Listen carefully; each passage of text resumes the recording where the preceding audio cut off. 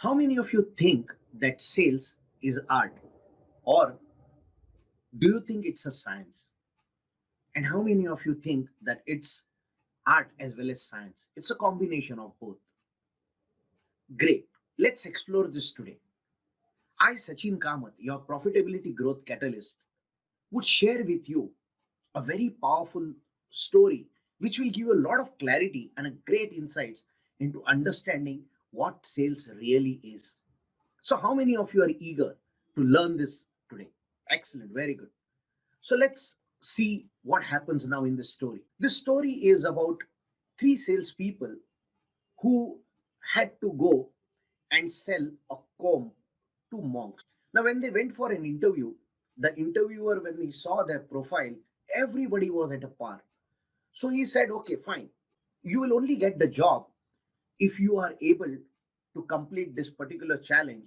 And the challenge was to sell combs to the monk who were up there in the mountain in the temples. And as these people accepted the challenge, they went to the mountains, and after 3 days, they came back, and now they were reporting their results to the interviewer. So the first candidate, when he came back and he started narrating, that he said, I managed to sell one comb, and when I went there and when I told the monk to buy the comb, they were very angry at me. They thought that I'm mocking them, and they were shouting at me. I felt disappointed, and I was coming back. On my way, I saw a young monk scratching his head, and that's time I went to the monk and I said that if you are finding it difficult, if you are finding it very uncomfortable, here is this comb. Take this, and this will help you in scratching your head, and this will give you comfort. The young monk immediately bought that comb from me, so I was able to sell one comb. Now it was the turn of the second candidate. The second candidate said, I was able to sell 10 combs. The interviewer was very excited to know how did he sell 10 combs. So he said that when I observed people, the visitors who were coming to the temple, due to the strong wind, they had lots of massive hairs. So I convinced the monk to give out combs to the visitors so they could tidy themselves up and show greater respect during their worship. The monk liked it, and he brought 10 combs from me. The third candidate, who was listening to this very patiently, when it was his turn, he said that I was able to sell 1,000 combs. The interviewer was shocked, and everybody there, including the other two candidates, wanted to know what did he do. So this candidate said, I went to the biggest temple and thanked the senior master for serving the people and providing a sacred place for them to worship. He was very gracious and said he would like to thank and appreciate his visitors for their support and devotions. So I suggested that the best way to do is offer them a memento and the blessings of Buddha. I showed him a wooden comb which I had engraved words of blessing and told him people would use the comb daily and would serve as a constant reminder to do good deeds. He liked that idea and proceeded to order 1,000 combs. Now, these other two candidates were a little jealous, and they said, oh, so you were lucky. At that moment, the interviewer stopped them and said, no, he had a plan, which is why he had a comb engraved prior to his visit. Even if that temple did not buy from him, some other temple would definitely would have brought from him. This is not the only thing the third candidate said.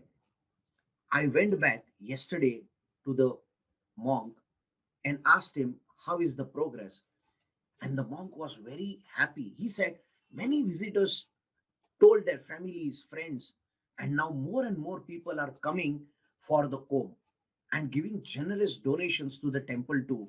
And now this temple has become more popular than before. And I need 1,000 more combs to give it to the visitors. So, friends, Based on what you have heard now,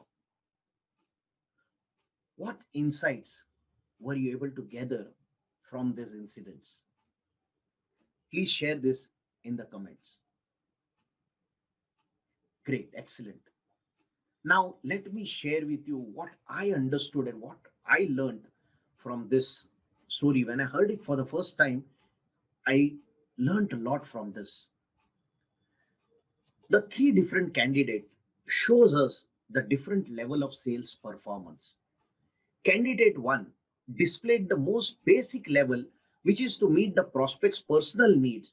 The monk who was having that irritation and scratching his head was solving his personal need, and this candidate helped him to solve that need. So it was a basic level of sales. So now comes candidate 2. He took the sales to next level by anticipating and creating new needs for the prospects. Perhaps the monk doesn't have an obvious need for the comb, but how can it still benefit the visitors? So when you can educate your prospects of new possibilities and the benefits that he can give it to his customers, you are already outperforming your competitors. The best is yet to come.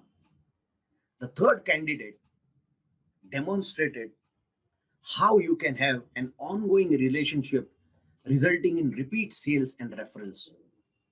Here, everyone was the winner: the monk, the devotees, the third candidate, and the interviewer, too. If you help your prospects benefit their customers by creating maximum values, you will continuously be selling and enjoying every day.